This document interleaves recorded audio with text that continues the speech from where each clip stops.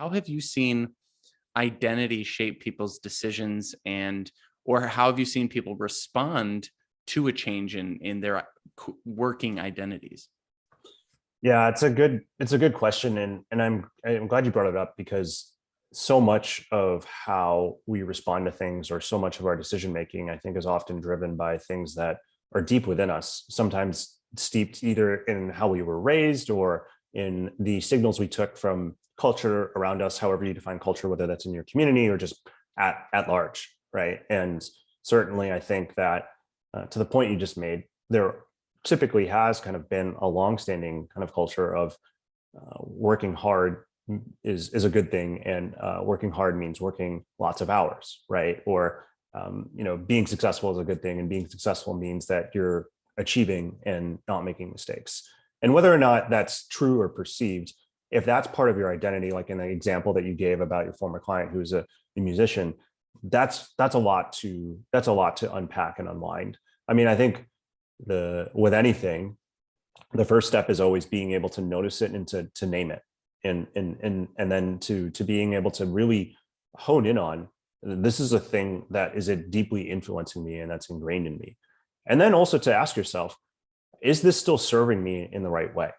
And in the case of I think your former client, in her old world, it was serving her well, or was serving her in the sense that it enabled her to get into the orchestra and to be able to play successfully.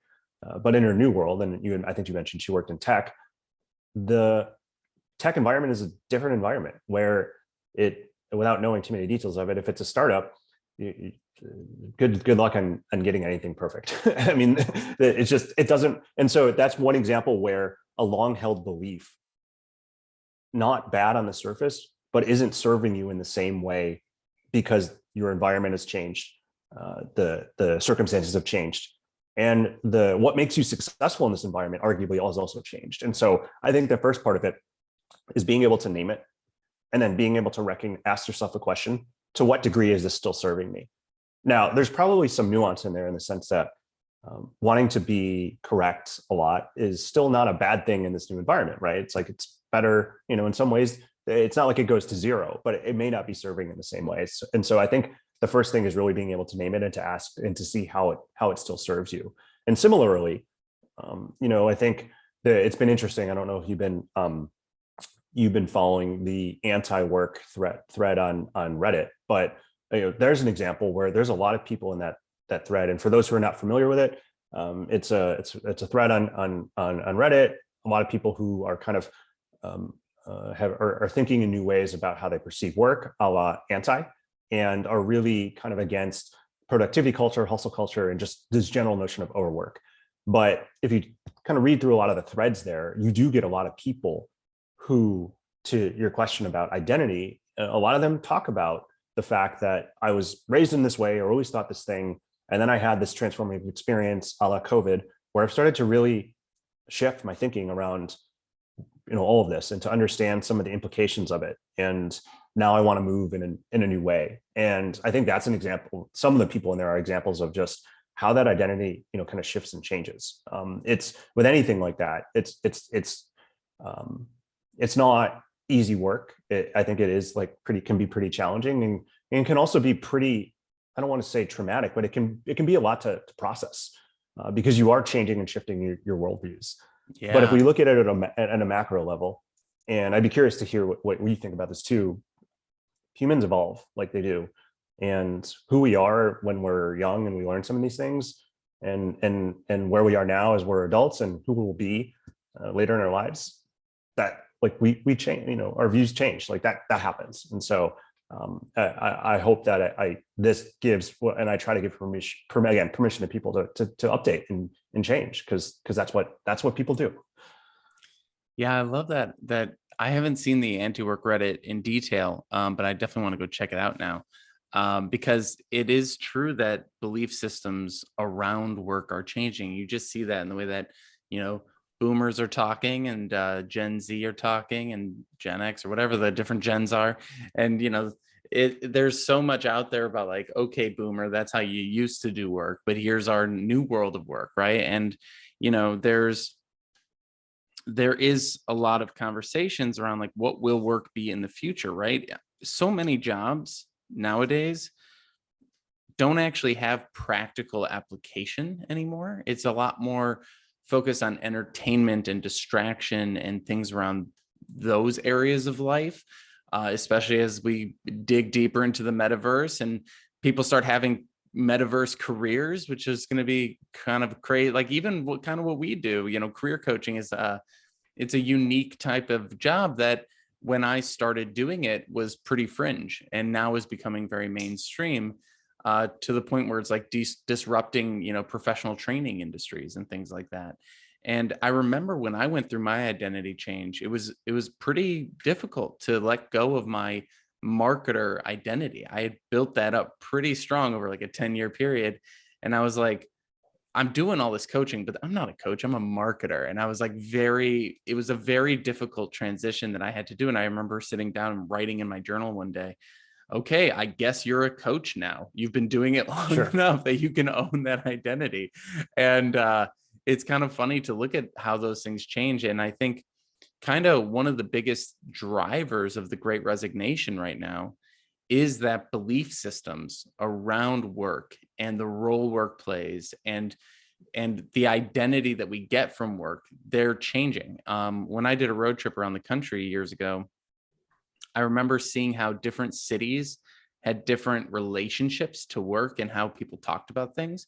New York was very financially based. The questions you got asked were more like prestige based, like how much do you make, where do you work, kind of things. And then when I was in Denver, it was much more lifestyle based. It was like, where do you ski in Colorado? It wasn't really what do you do. And in Chicago, it's what do you do, like, because we're very much like, boots on the ground, just like hard work kind of culture. And then in LA and California, it was very like more so like status followership driven, fame driven.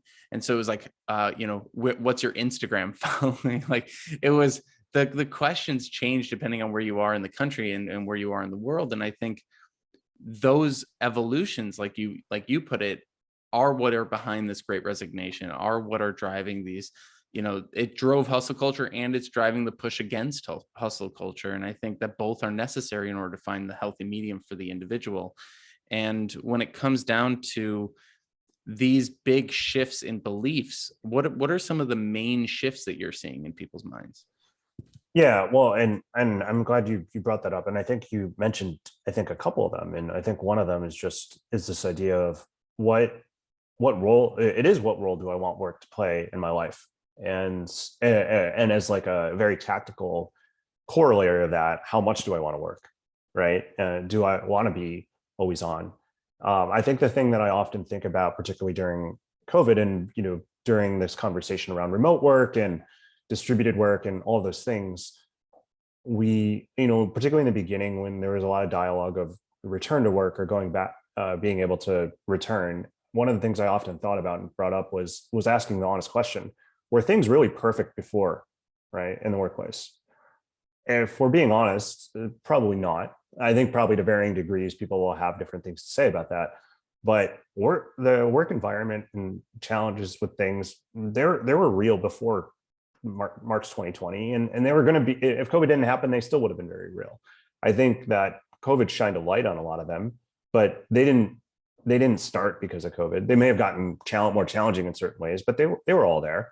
I lived in the Bay Area. People still were very challenged with the daily commutes and trying to kind of keep up with that and all the other things. Like all of that was there and present before this started. And so I think that this gave us a moment to really see those a lot more clearly. Well, how we choose to do with them, it's interesting just how companies are choosing to respond in different ways based off of what they want to do moving forward. But I think, to your point, I think people are starting to think much more about those things when making decisions around the types of companies they want to work at or the types of industries that they want to work in terms of thinking more deeply about the things that actually enable us to do the work, the culture, the environment, the ways of working, the beliefs around how performance is managed, what gets rewarded, those things.